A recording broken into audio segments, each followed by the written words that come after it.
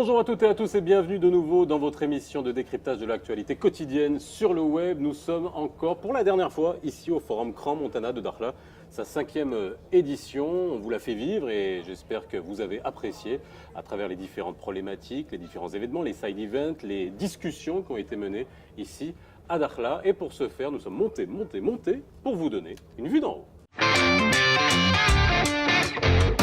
Et n'oubliez pas, cette émission est la vôtre. Réagissez sur les réseaux sociaux, sur la page Facebook et surtout, abonnez-vous à notre chaîne YouTube. L'invité que je reçois aujourd'hui, ici à Dakhla, a la diplomatie jusqu'au bout des ongles. Il a bourlingué à travers le monde, défendant la cause de l'intégrité territoriale du Maroc, chose pas facile à une certaine époque, et ça continue. Il est aujourd'hui chargé de mission auprès du cabinet royal, futur ambassadeur en Afrique du Sud, ça on peut le dire. Youssef El Amrani, bonjour. Bonjour. Comment ça va?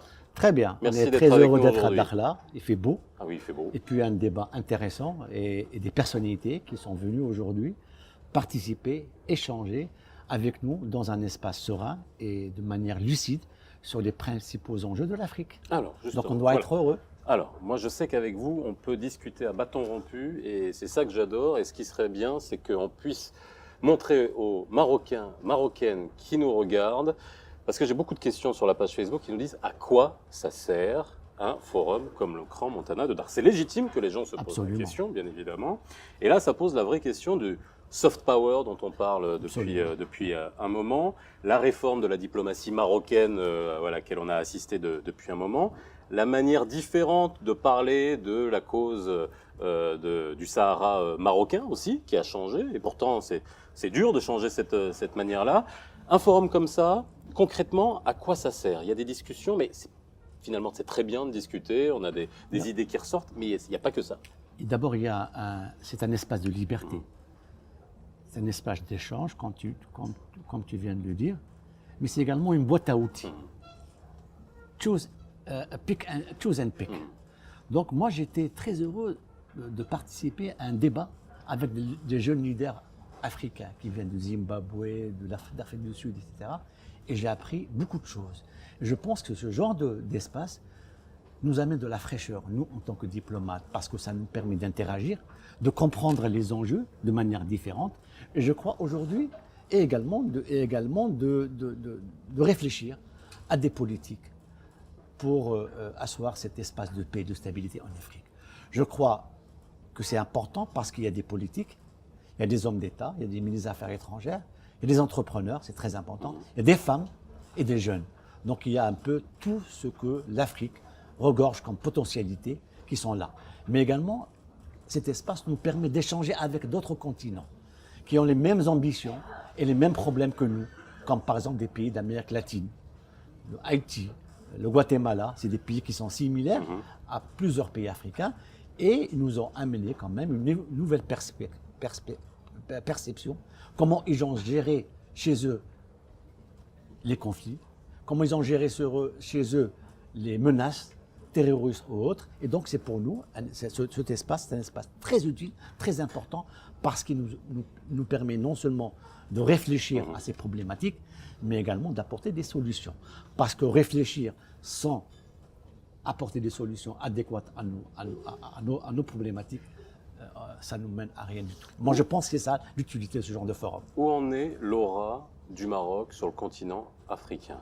Lorsqu'on discute avec beaucoup d'Africains, enfin d'Africains subsahariens, nous sommes nous-mêmes Africains, on va le répéter encore et toujours, depuis le retour du Maroc à l'Union africaine, on se souvient de l'émotion de Sa Majesté en disant qu'est-ce qu'il est bon de rentrer à la maison.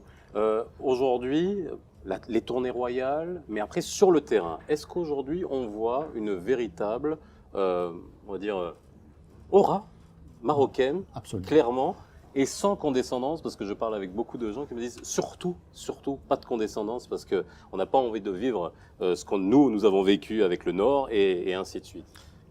Vous avez entièrement saisi cette profondeur africaine du Maroc. Pour nous, l'Afrique n'est ni un leurre, ni un slogan. C'est une ambition que nous voulons partager avec nos frères africains. C'est très important. Donc pour nous, c'est quoi cette politique africaine qui est portée par le souverain, vous l'avez si bien dit, portée, suivie sur une base quotidienne par le souverain, elle est basée sur 3 éléments fondamentaux.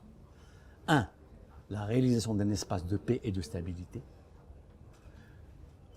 Le deuxième élément du triptyque, c'est une prospérité partagée. Et le troisième élément, c'est un impératif de solidarité. Sur le premier point, l'espace de paix et de stabilité, le Maroc l'a démontré. On n'est pas donneur de leçons. On veut partager avec nos amis africains et nos frères africains nos ambitions communes. Nous avons été au Conseil de sécurité au nom de l'Afrique. Nous sommes un acteur fondamental en matière de paix et de stabilité à travers les missions de maintien de la paix.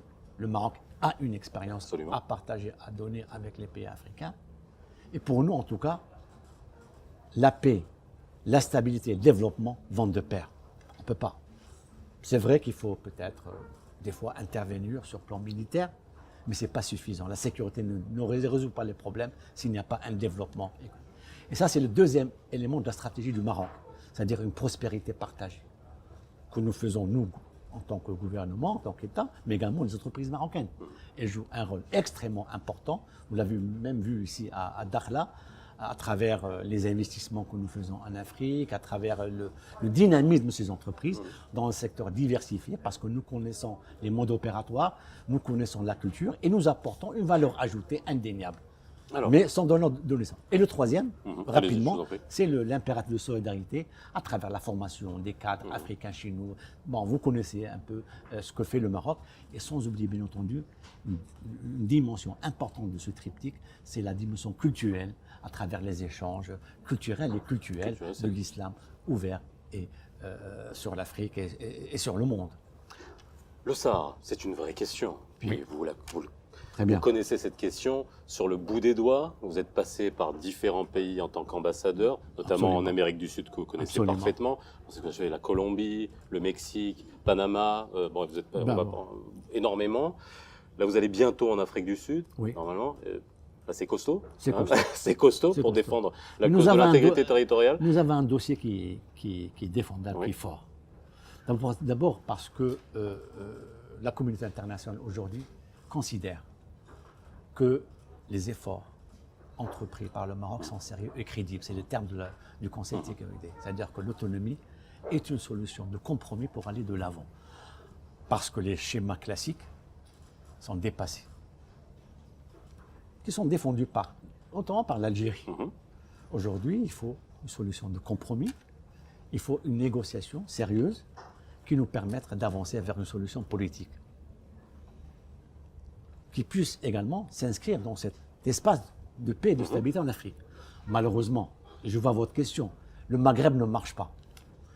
Le Maghreb, qui devrait être un regroupement régional cohérent, qui puisse créer la première unité d'intégration territoriale, qui puisse créer de la richesse, qui puisse répondre aux expectatives des jeunes maghrébins. D'ailleurs, Sa Majesté le roi Mohammed VI vient de lancer un appel à l'Algérie pour un mécanisme de concertation politique. Pour vous dire que nous, le Maroc est ouvert pour trouver une solution dans le cadre du Maghreb. Mais malheureusement, en face, on n'a pas un interlocuteur qui puisse s'engager avec nous. Alors, on a toujours, et je ne vous le cache pas, moi étant dans les médias, on est tout le temps crispé dès qu'on veut parler de cette question-là du Sahara. Bon, notre intégrité territoriale ne se discute pas, mais est-ce qu'on a changé la manière? Fut une époque où on vociférait dès qu'un pays... est-ce qu'on a changé la manière, on va dire, plus diplomatique, plus en profondeur, et en s'adressant aux futurs leaders des pays qui ont une position qui est contre nous, entre guillemets? Est-ce qu'on a changé la manière de faire? Absolument. D'ailleurs, plusieurs pays ont retiré leur reconnaissance. Ils ont compris les enjeux. C'est un différend régional entre le Maroc et l'Algérie. Le Maroc a démontré sa bonne volonté. Mettre sur place une proposition d'autonomie qui est démocratique, parce que nous, on s'inscrit dans une perspective démocratique au Maroc. Et les gens comprennent de plus en plus. Bon, nous avons un certain nombre de résistances. Il faut peut-être, comme tu viens de le dire, plus expliquer ça davantage. Mais je crois qu'on est à l'aise. Et les deux dernières très importantes décisions du Parlement européen, de l'Union européenne sur les accords agricoles ont démontré la justesse de notre cause. Les gens ont compris que le Maroc est un pays qui est ouvert, qui est un pays qui est flexible, un pays qui veut une relation forte avec l'Europe. Nous ne sommes pas une puissance coloniale, hein, comme prétendent certains. Nous sommes dans notre territoire, mais nous voulons quand même, et les deux décisions du Parlement européen sur l'accord agricole et l'accord de pêche sont venues conforter cette position marocaine de compromis, de juste milieu, pour trouver une solution. Parce que nous voulons aller au-delà. Nous voulons construire un Maghreb. Nous voulons construire une zone au-delà de la Méditerranée. Et l'Europe aujourd'hui a compris, dans le cadre de cette nouvelle politique européenne de voisinage, que nous voulons en tout cas plus ambitieuse, plus audacieuse et qui réponde aussi à nos priorités, nous pays du sud de la Méditerranée. Merci Salah Amrani. Shukran. Juste pour la détente, Dakhla, quel est le spot que vous préférez? Moi, je viens souvent à Dakhla pour pêcher. Oui. Donc, je vais dans un endroit et je vais avec M. Hamdi. M. Hamdi qui est le chef pêcheur de Dakhla. Oui. Alors, le Hamdi, voilà c'est l'histoire, je vous le dis tout de suite. Oui, oui, il a un GPS. Il sait où sont les poissons. Ah Donc, oui. on n'a aucun mérite quand on pêche de gros poissons. Merci Salah Amrani. Voilà, Merci je vous en beaucoup en prie. tout cas. Quant à vous, je vous dis à très bientôt dans Vue d'en haut.